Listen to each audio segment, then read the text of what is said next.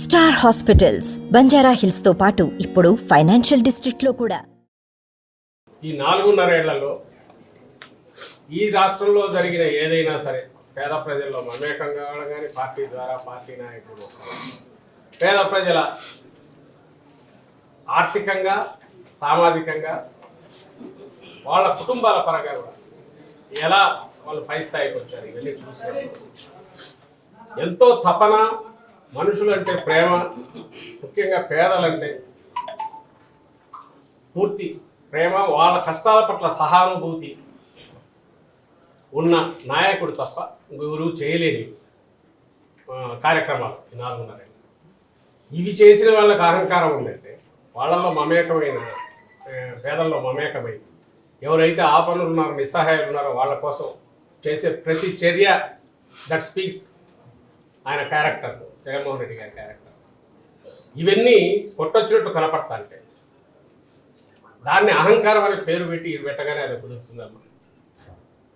రెండవది, అన్నిటికంటే ముఖ్యంగా రిమోట్ పాస్ట్ కాదు, 14-19 ఇట్ ఈస్ స్టిల్ అఫ్రెష్. ఎవరు ప్రతి మైండ్లో 4 కోట్ల మంది ప్రజల దీంట్లో 14-19 మంది ఈ పెద్ద మనుషులు ఏం చేశారు, ఈ పెద్ద మనిషి చంద్రబాబు నాయుడు గారు ఏం చేశారు, ఎందుకు ఒక్క మాట కూడా చెప్పలేకపోతున్నాడు. ఇది 14-19 మంది ఇన్ని చేశాం కదా, ఇవన్నీ లేవు, ఇవి మళ్ళీ తీసుకొస్తాం అని ఎందుకని లేకపోతున్నాడు, ఎందుకు దాని గురించి అసలు ప్రస్తావించలేకపోతున్నాడు.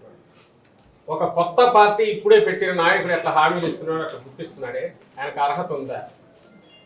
ఇమ్మీడియట్ ప్రజలు క్వశ్చన్ చేయరా 14-19 మంది ఏం చేశారు, అసలు ఎందుకు ఎన్నుకోవాలి మిమ్మల్ని?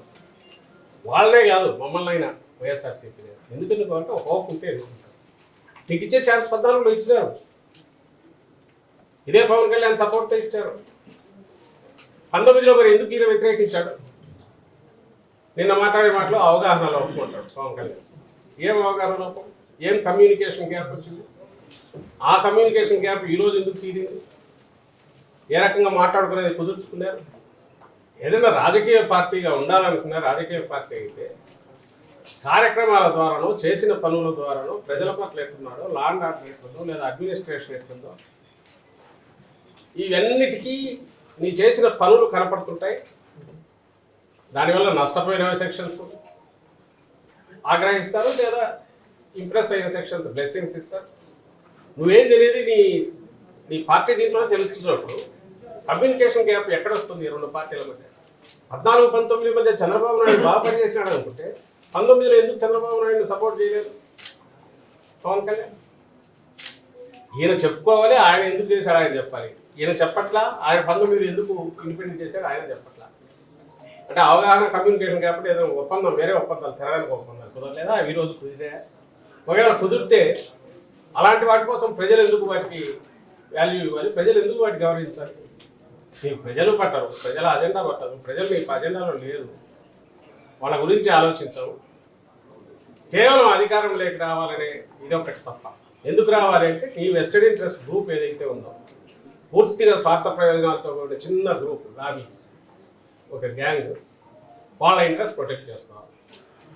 అది జన్మభూమి కమిటీల వరకు కార్యకర్తలు అవ్వబడే వాళ్ళ తమ్ముళ్ళు ఎవరైతే ఉన్నారో, జన్మభూమి కమిటీ అని పేరు గుర్తు తెచ్చుకోగానే జనానికి ఏం గుర్తు వస్తాయి?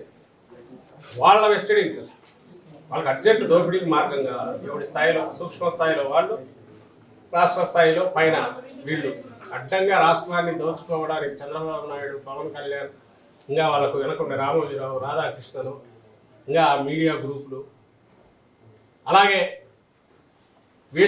వీటి వల్ల ఏ వర్గం అయితే క్రియేట్ అయ్యిందో ఈ ప్రయోజనాలన్నింటినీ ఈ అలవాటు పడిన వర్గము, కొత్తగా తయారైన వర్గం, వాళ్ళందరూ కూడా ఆత్రంగా ఉన్నారు. Yes, they are very eager, అర్జెంటుగా రావాలి. కానీ ప్రజలు అనుకోవట్లా.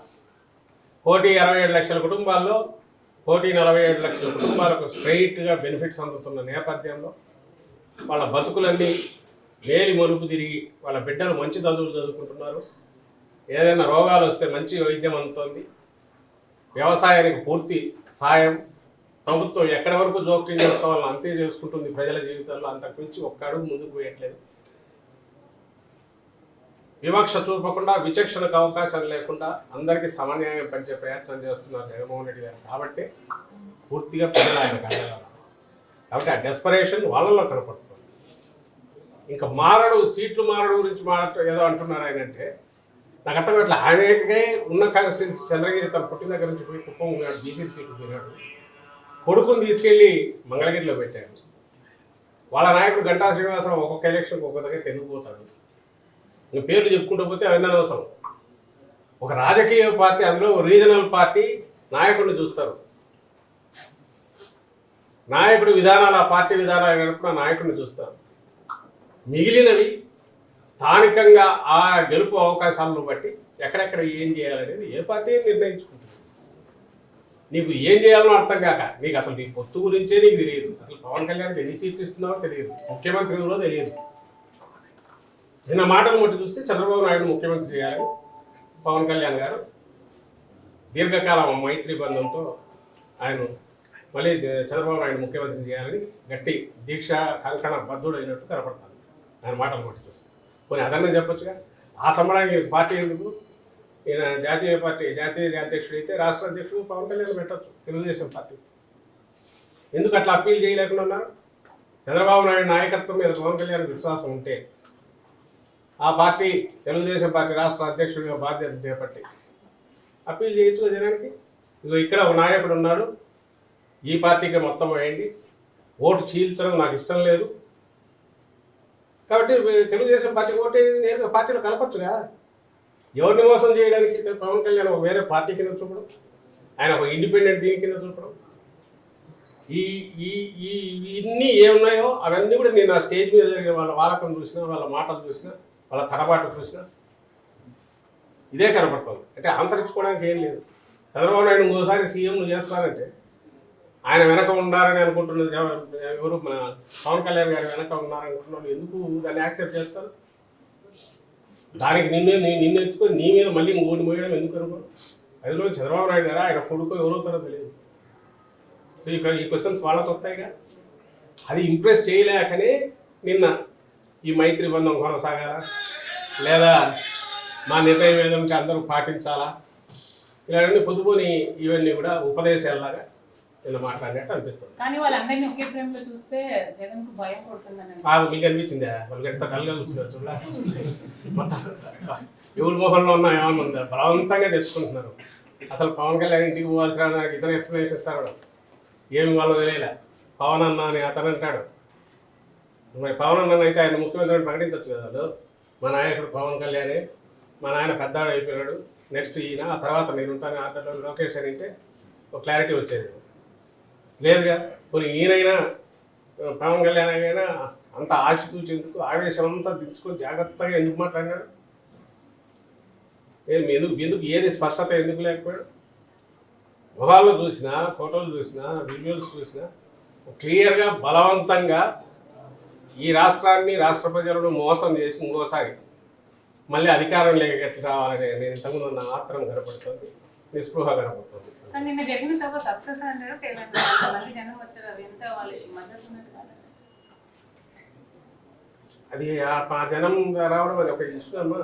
ఏ పార్టీ అయినా, ఎంత ఎత్తిపోయిన పార్టీ, దివాలా చేసిన పార్టీ అయినా కూడా ఒక 50,000 మందినో 60,000 మందినో ఒక దగ్గరికి చేర్చుకోవడము అది పెద్ద కష్టం అని నేను అనుకోవట్లేదు. అది బలప్రదర్శన ఎట్లా అట్లా అంటే అసలు బలప్రదర్శన అవసరం ఉంది. జనం అందరూ అనుకుంటే ఇవన్నీ లేకుండా కూడా చేయొచ్చు. జగన్మోహన్ రెడ్డి గారు పాదయాత్ర చేసినప్పుడు ముగింపు సభ ఎట్లా జరిగింది, మిగిలిన సభ ఎట్లా జరిగింది, ముగింపు సభ ఎట్లా జరిగింది.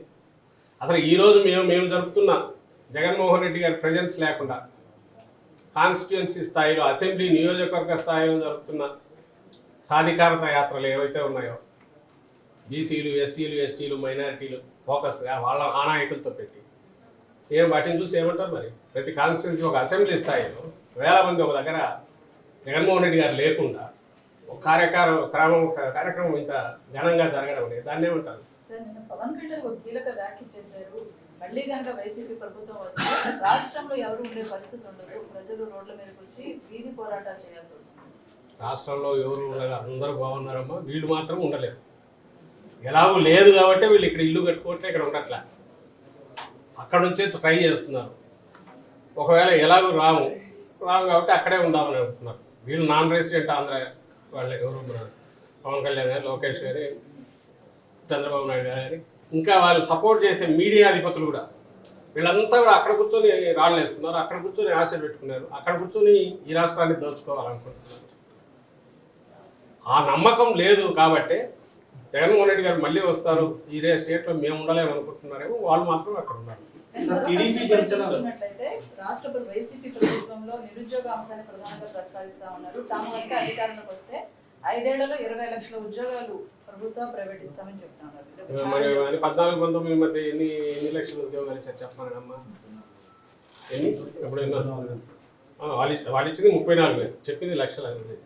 వాళ్ళు ఎగ్జాక్ట్లీ 34,000. మేము మిమ్మల్ని అడుగుతాను అందరినీ, వాళ్ళు ఎంత దాచిపెట్టినా దాగని విషయం ఒకటి ఏముందంటే, వచ్చిన వెంటనే 130,000 సెక్రటేరియట్ ఉద్యోగాలు భర్తీ చేసామా లేదా?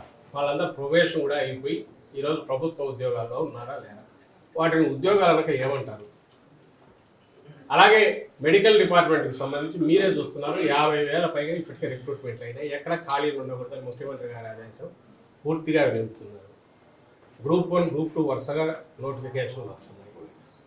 ఇవి కాక అవుట్ సోర్సింగ్ వాళ్ళందరినీ కార్పొరేషన్కి తీసుకొచ్చి వాళ్ళకి స్టెబిలిటీ ఇవ్వడం, ఆర్టీసీని మెర్జ్ చేయడం, ఇవన్నీ లెక్కేస్తే 4 లక్షలు ఉన్నవి ఈరోజు 6,5 లక్షల పైగా ఉద్యోగాలు లేవని స్ట్రైట్ అబద్ధాలు అంటే ఎట్లమ్మా? అసలు ఎవరైనా అసలు నేను అడిగి మీరన్నా క్వశ్చన్ చేయాలి. కాదు చంద్రబాబు ఇంత అబద్ధాలు ఆడుతుంది, అదైతే ఫ్యాక్టే కదా, అది కొత్త ఉద్యోగాలా కాదా? వీటిని వదిలేసి అసలు ఉద్యోగమే ఇవ్వలేదంటే ఎట్లా జనం ఎట్లా యాక్సెప్ట్ చేస్తారు? రెండోది, నువ్వు నిరుద్యోగ వృత్తి అంటే అప్పుడు ఎంత ఇచ్చావు చెప్పాలి కదా. 34,000 ఉద్యోగాలు కాక నన్ను ఎక్కువ ఇచ్చారా? మీరే చెప్పండి ఎవరన్నా. ఆయన డిఎస్సి లాస్ట్లో మొదలు పెడితే మేము వచ్చినాక ఇది ప్రాసెస్ అయింది. తర్వాత మేము 98 డిఎస్సి, 2008 డిఎస్సి 2 లాంగ్ స్టాండింగ్ ఉన్న ఇష్యూస్ రిజాల్వ్ చేసాం. ఇవన్నీ లెక్కలేకేసుకోకుండా ఎందుకుంటారు? వేసుకోవాలిగా. ఇంకోటి, ఎంఎస్ఎంఈలు అంతకుముందు 3.5 లక్షలు 4 లక్షలు అంటే ఈరోజు 5,50,000 పైన పెరిగాయి. అంటే కొత్త ఇండస్ట్రీస్ వచ్చాయి. చిన్న పెద్దవి అయితే మీరే చూస్తున్నారు, విపరీతంగా ఇవి అవుతున్నాయి, ఇన్ఫ్రాస్ట్రక్చర్ ప్రాజెక్ట్స్ వస్తున్నాయి, పోర్ట్స్ వస్తున్నాయి. ఇవన్నీ రాష్ట్రం దీన్ని మారుస్తాయి. అయినా సరే అపోజిషన్ కాబట్టి అవన్నీ గుర్తించకపోతే యాక్సెప్ట్, మేము ఇది చూడదలుచుకోలేదు అంటారా? మరి నువ్వేం చేసావో చెప్పు. నువ్వు 14-19 మధ్య నేను చేశానని చెప్పు. మేము ఈరోజు ఘనకార్యాలుగా చెప్తున్నావు, నువ్వు ఘనకార్యాలు అనుకోవు. ఎందుకంటే నీకు అధికారంలోకి రావాలని జగన్మోహన్ రెడ్డి గారిని దించాలని ఓకే యాక్సెప్ట్. కానీ నువ్వేం చేసావో చెప్పు. 14-19 నువ్వు అది చెప్పలేకుండా ఉన్నావు. ఇక్కడ జరుగుతున్న వాటిని జరగలేదని చెప్తున్నావు. కొన్ని జరుగుతున్నవి మేమేమన్నా కాకుల లెక్కలు కాదు, లేదా ఆబ్స్ట్రాక్ట్ ఫిగర్స్ కాదు. మీ అందరికీ తెలుసు ఉద్యోగాలు క్రియేట్ అయినవి వచ్చినవి. వాటిని లేవంటే ఎట్లా? మీరే క్వశ్చన్ చేయాలి. మార్పులు చేర్పుల్లో వైసీపీ నుంచి టీడీపీకి కాంగ్రెస్ చాలా మంది టచ్లో ఉన్నారు. 40 మంది టచ్లో ఉన్నారు. కాంగ్రెస్ కూడా ఉన్నారంటేనే కాంగ్రెస్ మంచిది. నిజంగా కానీ అట్లా ఏమన్నా ఉంటే చేర్చుకోమనండి. వాళ్ళకి ఎలాగ అభ్యర్థులు లేరు ఎక్కడ, అలా ఎవరు వస్తారో వాళ్ళని తీసుకొని పెట్టుకోమని అక్కడ చూస్తారు. ఎవరు చూస్తారు? నిజంగా జనం చూస్తారు. మీరే 2 రీజనల్ పార్టీలు ఇక్కడ పోరాడుతున్నాయి. ఈ రీజనల్ పార్టీలో రీజనల్ పార్టీ హెడ్ని చూస్తారు, ఆయనకున్న విశ్వసనీయతను చూస్తారు. ఎనీ స్టేట్ ఎక్కడ ప్రజలైనా ఇక్కడికి సంబంధించినంత వరకు జగన్మోహన్ రెడ్డి గారు ఉన్నారు అండ్ చంద్రబాబు నాయుడు గారు ఉన్నారు. తెలుగుదేశం వైఎస్ఆర్సీపీ ఉంది, తెలుగుదేశం పార్టీ ఉంది. ఇది మెయిన్ ఎవరన్నా చూస్తారు. ఆయన విశ్వసనీయత, చంద్రబాబు నాయుడు గారి మోసగారితనం మీద బలమైన విశ్వాసం ప్రజలకు ఉంది. జగన్మోహన్ రెడ్డి గారి విశ్వసనీయత మీద ఆయన తండ్రి గారి రాజశేఖర రెడ్డి గారి వారసత్వము, ఈయన విశ్వసనీయత, దీని మీద కూడా బలమైన నమ్మకం ఉంది ప్రజలకు. ఆ నమ్మకాన్ని మరింత ఈయన గట్టిపరుచుకున్నారు ఈ 4 ఏళ్ల పాలనలో. ఈ 2 ఫ్యాక్ట్స్ అయినప్పుడు నువ్వు ఏం చేసినా మోసం చేసి భ్రమలో పెట్టి మళ్ళీ రావాలని ప్రయత్నం చేయాల్సిందే చంద్రబాబు నాయుడు తప్ప ఇంకా వేరే రకంగా రాలేడు. ఆ మోసపోవద్దని ప్రజలకు ఆయన మళ్ళీ ఒక భ్రమ క్రియేట్ చేయాలని ప్రయత్నం చేస్తున్నాడు. నిన్న యువగళమన్నా ఇంకొక గళమన్నా జగన్మోహన్ రెడ్డి గారు ఏమేమి చేసినారో ఆ పనులు అదే అన్నీ చేయడము, అలా చేసి అదేదో చేసినట్టు చూపడం చేయడం కూడా కాదు. దాంట్లో ఒక్కదాని మీద ఆయన విశ్వాసం లేదు. కనీసం పశ్చాత్తాపం ప్రకటించే ఇది కూడా లేదు. ఎస్ నేను ఆ రోజు ఇవి చేయలేకపోయానని అది కూడా లేదు. తనకు అధికారం అనేది ఒక హక్కులాగా భావించే చంద్రబాబు నాయుడు, ఎందుకంటే ఆయన హక్కే అనుకుంటాడు, తను సొంతంగా కష్టపడి సంపాదించింటే కదా. కొట్టి లాక్కున్నది కాబట్టి, కబ్జా చేసింది కాబట్టి ఆయన హక్కు లాగడుతున్నాడు. ఈయనకైతే ఈయనకు ఎప్పుడు ఏమంటారు ఆ సభ పెట్టిన ఇంకోటి ఈయనకు ఎదురు డబ్బు ఇచ్చి లేకపోతే ఎదురు సౌకర్యాలు కల్పించి ఎదురు పరిస్థితులు ఇంకొక ఆయన పవన్ కళ్యాణ్. వీళ్ళు ఎప్పుడన్నా నిజంగా ఒక పార్టీ లాగానో ఒక పొలిటికల్ పార్టీ లాగానో ప్రజలకు సంబంధించిన అజెండాతో ఈరోజు ఆలోచించిన వాళ్ళకి ఇట్లే కనపడుతుంది. కాబట్టి ఈ పార్టీ నుంచి ఆ పార్టీకి వస్తారంటే ప్రజలు ఎట్లా విశ్వాసం ఉంచారు, నాయకులు కూడా పార్టీలో అలాగే విశ్వాసం ఉంది. వైఎస్ఆర్సీపీ కేడర్కి అలాగే విశ్వాసం ఉంది. ఈ నాయకుడితో ఉంటే మాకు ఒక గౌరవం ఉంటుంది అనేది ఉంది. ఈ పార్టీతోనే మాకు పూర్తి బయట సమాజంలో గౌరవము ప్రతిష్ట పెరుగుతున్నాయి అనేది ఉంది. ప్రజలకు నిజమైన సేవ చేయగలుగుతున్న నమ్మకం ఉంది. గడప గడపకు తిరిగినప్పుడు మిగిలిన కార్యక్రమాలు వాళ్ళు చూశారు, అది ప్రజల నుంచి వచ్చే అప్రిసియేషన్. ఇవన్నీ ఆస్వాదించడం అలవాటు పెట్టి ఇది నిజమైన ప్రజాసేవ, రాజకీయ పార్టీ లక్ష్యం ఇదే ఉండాలనుకున్న నాయకులు కానీ కార్యకర్తలు కానీ ఒక్క చూపులు ఎందుకు చూస్తారు? ఎవరైనా చూస్తే వాళ్ళకు నమస్కారం పెట్టి మంచిదని మేమంటాం. అది తీసుకున్న వాళ్ళు వాళ్ళు ఏం చేస్తుంటారో ఏది వాళ్ళ ఇష్టం. బరువు దిగింది అనుకుంటాం అట్లా ఎవరైనా పోతే. అట్లా ఎవరు ఇక్కడైతే లేదు అలాంటి. సార్, టీడీపీ జనసేన పొత్తుకి బీజేపీ మద్దతు కావాలని అమిత్ షాను కోరాను, నేను మద్దతు ఉంటుందని అనుకుంటున్నాను కామెంట్ చేశారు. మీరు మొదటి నుంచి చెప్తున్న పవన్ కళ్యాణ్ సయోధ్య దర్శనం చూస్తున్నాడు బీజేపీకి టీడీపీ. అదే కదా, ఏదో తోక మీద వెంట్రుక లాగా ఉండేవారు మొత్తం తోకనాడిచ్చి కుక్కనాడించగలం అనుకోవడం ఏదంటే వీటిలో భ్రమంలోనే కనపడతాయి. ఈయన బీజేపీని ఇచ్చేసి వాటిని తీసుకొచ్చి వీళ్ళిద్దరిని కలిపే ప్రయత్నం, వీళ్ళిద్దరిది ఏందో అర్థం కాక అవస్థపడుతుంది. ఇంకొకరిని తెచ్చి ఈయనకు జతపరచాలా చంద్రబాబు నాయుడు అనే తాపత్రయం ఆయనలో చూస్తుంటారు పవన్ కళ్యాణ్ గారిలో. వాళ్ళ కోరికలు, వాళ్ళ విష్ఫుల్ థింకింగ్, చంద్రబాబు నాయుడు గారు అధికారంలో కూర్చోబెట్టాలి ఆయన అర్జెంటుగా అంటే ప్రపంచంలో ఉన్న శక్తులను ఏకం కావాలి తపన ఏదో ఆ ఎగ్జిక్యూషన్ బాధ్యత ఈయన తీసుకున్నట్టు కనపడుతుంది పవన్ కళ్యాణ్. అందుకోసమే ఆయన ఆకాంక్షలని వెలుగుచ్చారు. చంద్రబాబు నాయుడు గారు రిపీటెడ్గా మహిళలకు ప్రాధాన్యత అంటే 3 సిలిండర్లు సంవత్సరానికి ఫ్రీగా ఇస్తాము, మహిళలకు బస్సు ప్రయాణం ఉచితంగా కల్పిస్తామని నన్ను కూడా చెప్పడం జరిగింది. దీని గురించి జగన్మోహన్ రెడ్డి గారు ఏమేమి చేసి మన్ననలు పొందుతున్నారు, వాటికంటే ఎక్కువ చేస్తున్నారని చెప్పే ప్రయత్నం తప్ప దాంట్లో ఏం లేదు. ఆయన గ్యాస్ సిలిండర్లు ఈ రోజు అంటున్నాడు కదా, మరి గత మేనిఫెస్టోలో ఉందిగా సంవత్సరానికి 12 సబ్సిడీతో ఇస్తాం, 100 రూపాయలు సబ్సిడీతో అని అన్నాడు. ఇచ్చాడా? ఎవరికైనా వచ్చాయా? అందరినీ గుర్తు చేసుకోమని కోరుతాను. అసలు అప్పుడు ఆ తర్వాత ఇంకా ఇలాంటి ఇంటికి ఒక ఉద్యోగం అది సరే అది అన్నాడు. వాటికి సంబంధించి నిరుద్యోగ వృద్ధి అన్నాడు. ఎంత ఇచ్చాడు, ఎంతమందికి ఇచ్చాడు మళ్ళీ అంటున్నాడు. మళ్ళీ అంటున్నాడు. సరే అది మరి పెద్దది రుణమాఫీ అంటే అది మర్చిపోలేదు. అదే మళ్ళీ అది ఎందుకని అట్లేదు అర్థం కాదు. ఆ రోజు 670 అవి తీసి మళ్ళీ ఎదురు చూపగలిగిన ఇది సమర్థుడు ఆయన. మళ్ళీ అవే హామీలు ముందుకు తీసుకొచ్చినా తెస్తాడు. అసలు అలాంటి దీనికి అంటే దీంట్లో ఒక రకమైన తేలిక భావం, టేకన్ ఫర్ గ్రాంటెడ్నెస్ పీపుల్ అన్నా ఓటర్స్ అన్నా వాళ్ళను భ్రమలో పెట్టచ్చు, వాళ్ళకి ఏది గుర్తుండదని అనుకోవడంలోనే ఆయన అహంకారం కనపడతారు. చంద్రబాబు నాయుడు అహంకారం.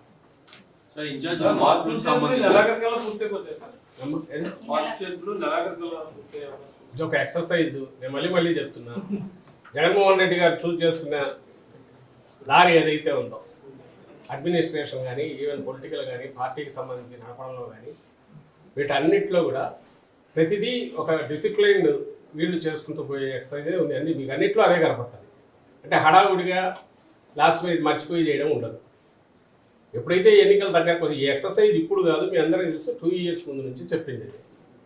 1.5 year ఇప్పుడు గడప గడపకు మొదలైనప్పుడే అందరూ వెళ్ళండి, మమేకం కండి, చిన్న ఏమైనా ఉంటాయి ప్రజలకు మనం అన్నీ చేయలేము, 100% అసంతృప్తులు ఉంటాయి, ముందు కలిసి మాట్లాడండి, మనం చేసినవన్నీ చెప్పండి, చేయలేని ఉంటే కారణాలు ఎక్స్ప్లెయిన్ చేయండి, మన ప్రియారిటీస్ ఎక్స్ప్లెయిన్ చేయండి. ఈ ప్రియారిటీస్ ఏవైతే ఇవే నిజమైనవి, వీటి వల్ల జీవితాల్లో రియల్ మార్పు వస్తుంది, అది వస్తుందో లేదా చూడమని చెప్పండి అని కన్విన్స్ చేయండి. దాంతో మీ లీడర్షిప్ పెరుగుతుందని ఎమ్మెల్యేలు చెప్పారు. ఏ కారణాల వల్ల నాకు అందులో తేడా వస్తే ఏదైనా డెసిషన్ తీసుకోవాల్సి రావచ్చు, మీరు దాన్ని కూడా పెద్ద మనసుతో ఇచ్చేసుకోండి, మీరు నా పక్కనే ఉంటారు, పార్టీలో యాక్టివ్గా ఉంటుందని చెప్పారు.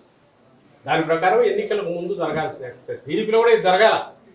కానీ జరగాలంటే ఉంటే కదా అసలు టికెట్ అడిగేవాళ్ళు ఎవరైనా ఉంటే లేదా అభ్యర్థులు ఉంటే 175 స్థానాల్లో మేము ఉన్నామని గట్టిగా నిలబడే వాళ్ళని చూసుకున్నాడు. ఈరోజు పవన్ కళ్యాణ్ నిన్న యోగాలకు రాకపోతే దానికే డీలా పడిపోయారు. అందుకే చచ్చి బతికేట్లు ఆయన తెచ్చుకున్నారు. అంటే అభ్యర్థులు కూడా లేని పార్టీ నిజంగా ఒకవేళ ఉన్నా కూడా చేయాల్సిన ఎక్సర్సైజ్ ఇట్లే జరగాలి. జరిగినప్పుడే ఆ పార్టీ టీం పర్ఫెక్ట్గా తయారు కావడానికి అవకాశం ఉంటుంది. చిన్న చిన్న వ్యవహారాలను అడ్జస్ట్ చేసుకోవడం, మార్చడం, అందులో భాగంగా మార్పులు జరగవచ్చు. లేదా చిన్న చిన్న కింద గ్రూపులు ఉంటే వాటిని సరిదిద్దడం. అట్లా ఎనీ పొలిటికల్ పార్టీ అది ఆర్గానిక్, ఇది దట్స్ నాట్ సంథింగ్ ఏదో బ్యూరోక్రాటిక్ ఇది కాదు. కానీ ఇంతమందిని మార్చడం అనేది ఎలా చూస్తారు? అంటే దీని ఇటువైపు జనసేన ప్రభావం ఉంది అనేనా? ఇంతమందిని మార్చాలంటే ఒక రీజన్ చెప్పాలంటే ఏం చెప్తారు సార్? జనసేన ఫినామినా ఏముందమ్మా, ఈ రోజు కాదు 6 నెలల ముందు 8 నెలల ముందు వాళ్ళు కలిసిపోయినారని తెలుసు కదా, కొత్తదేముంది అందులో? లేదా అంతకుముందు తెలియదా? ఎప్పుడు అనౌన్స్ చేస్తున్నారు అనేది తేడా తప్ప ఆ కలవకపోవడానికి దీనికి సంబంధం లేదు. ఎన్నికల దగ్గరికి వస్తున్నాయి కాబట్టి పూర్తి చేయాలి ఎక్సర్సైజ్.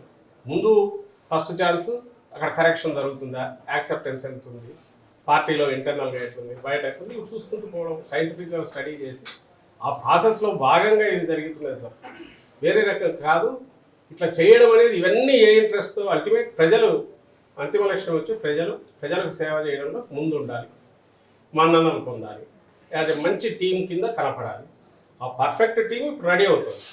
ఇది వాళ్ళకి మింగుడు పడడంలా. ఎప్పుడైతే మింగుడు పడడం లేదో దీని మీద ఏం చేయాలంటే ఇది అడ్డగోలు, ఇది మేము వచ్చేస్తున్నామని వాళ్ళు జపాలు చర్చుకోవడం, వాళ్ళ భుజాలు వాళ్ళు చర్చుకోవడం, మేము వచ్చేసినాం అయిపోయిందని ఒక ఫాల్స్ ఇది క్రియేట్ చేసే ప్రయత్నం చేయడం.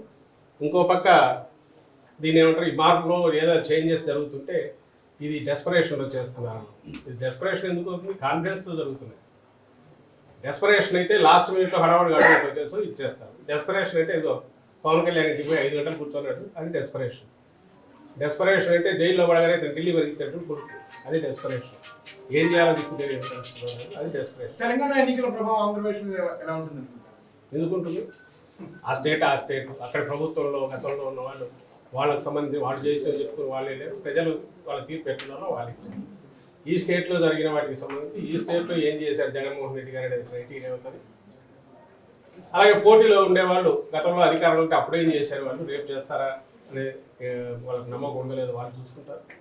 ఈ స్టేట్లో మేము చేసింది ఇంత కాన్ఫిడెంట్గా ఎందుకున్నామంటే బ్రహ్మాండంగా చేసేది కాబట్టి ఈ పార్టీ జగన్మోహన్ రెడ్డి. కాబట్టి దానికి అసలు పోలికే లేదు. దానికి ఎవరైనా పోలిక పెట్టాలని చూస్తే షార్ట్ కట్లో అర్జెంటుగా ఏదో చేయాలనుకునే వాళ్ళు చంద్రబాబు నాయుడు గంటలో వాళ్ళు ఇంటర్ప్రెట్ చేయడం, అక్కడెక్కడో వీళ్ళు ఎక్కిస్తే కాంగ్రెస్ పార్టీ వచ్చింది అన్నట్టు అక్కడ ప్రచారం చేసుకోవడం. వేరే సిటీలో చూస్తే సెటిలర్స్ ఒకవేళ ఉన్నారనుకుంటే ఎవరు మరి ఓడిపోయింది దానికి ఆన్సర్ చెప్పారు.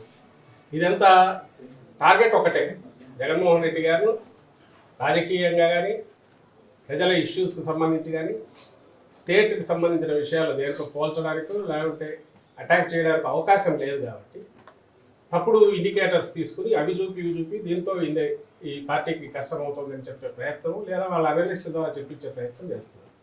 ఇదంతా ఫాల్స్ తప్ప దాంట్లో ఏలేదు, ప్రజలకు తెలుసు. ఎలా అయితే టీడీపీ జనసేన అంచనా వేస్తా ఉందో ఈ పొత్తు వల్ల ఎవరైతే అటు నుంచి ప్లేస్మెంట్ దొరక వచ్చారో వైసీపీ కూడా చూస్తుందో మన టచ్ లోకి వెళ్తుందా? అవసరం లేదు, ఎందుకంటే ఉన్నవాళ్ళే చాలా ఎక్కువ మంది ఉన్నారు. ఒకటి. సెకండ్ థింగ్, అల్టిమేట్లీ అవసరం దీన్ని బట్టి ఎక్కడైనా ఏదైనా అయితే అది ఏదైనా కావచ్చు, ఏది కాదు. అల్టిమేట్ జగన్మోహన్ రెడ్డి గారు ఈ 175 మంది ఎవరు ఉండాలనే దాంట్లో మొత్తం టీంలో సెలెక్ట్ చేసుకునే క్రమంలో అన్ని ఫ్యాక్టర్స్ ఏది వదలకుండా చూస్తారు. టీం పర్ఫెక్ట్ కావాలా, ప్రజలకు సేవ అందించడంలో ఇంకొంచెం ఎఫిషియెంట్ టీం తయారు కావాలి, ఎఫెక్టివ్ టీం తయారు కావాలి. అది మీ ఆర్గనైజేషన్స్ మీ దగ్గర చేసినా అంటే ప్రైవేట్ ఆర్గనైజేషన్లో టీం తయారు చేసినా, ముఖ్యంగా మీడియా పరంగా చూస్తే టీం హెడ్, టీం లీడర్ టీంని ఎట్లా తయారు చేసుకుంటారని దాన్ని బట్టి డెలివర్ చేస్తారు.